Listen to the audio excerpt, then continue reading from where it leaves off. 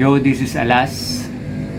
Pagtapos ng ilang oras sa paglalaro ng Frost Kingdom, isang progression system yung paulit-ulit kong napansin dito, no? Hindi ka basta lumalakas dahil marami kang kinokollect na materials.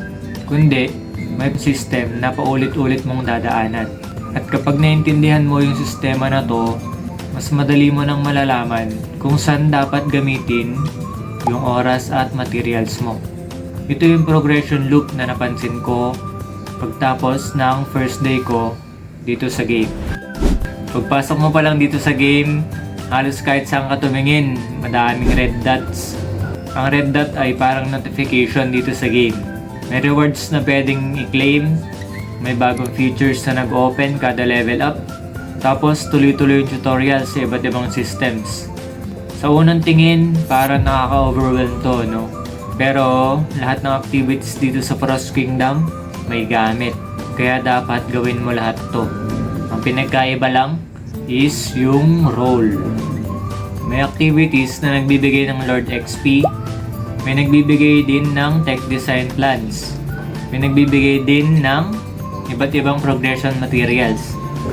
Magkakaiba man ng rewards, lahat sila kailangan para mapalakas yung account mo. At doon mo na makikita paano talaga gumagana yung progression ng Frost Kingdom. So basically, lahat ng ginagawa mo ay babalik din sa city construction. Dito kasi nakabase yung castle level, building level, barracks level, at soldier merge level. Habang tumataas yung lord level mo, mas marami kang na-unlock na features. Pero, bawat upgrade, kailangan din ng tech design plans at tech books. Kapag tumakas yung barracks level, at mas mataas din yung level ng troops na pwede mong i-train at i-merge. At habang lumalakas yung army mo, mas madali mo matatapos yung mga ibang activities na nagbibigay ng iba't ibang materials. Hindi pare-pareho yung rewards pero lahat ng to ay kasali sa progression ng account mo. Kapag naintindihan mo na kung paano nagko-connect tong mga systems na to, mas madali mo nang mapaprioritize kung ano ang mga gagawin mo sa bawat login mo dito. At kapag medyo matagal ka nang naglalaro, may intindihan mo na din at magbabago na yung paraan mo. Hindi na basta claim lang ng claim. Tulad ko, may sarili na akong flow. At ang una kong chine-check is yung trial haul, no? Kasi isa to sa consistent na source ng materials at XP. Tapos kung may extra energy pa, gagamitin ko naman to sa ROC or monsters. Lahat ng rewards na to, contribution in the future. Then habang naghihintay matapos yung rallies, magkiklaim na ako ng available rewards.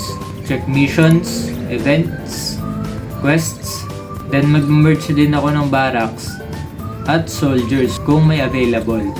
After that, go to inventory, use chests for materials, then balik sa city construction para makita kung may pwedeng i-upgrade.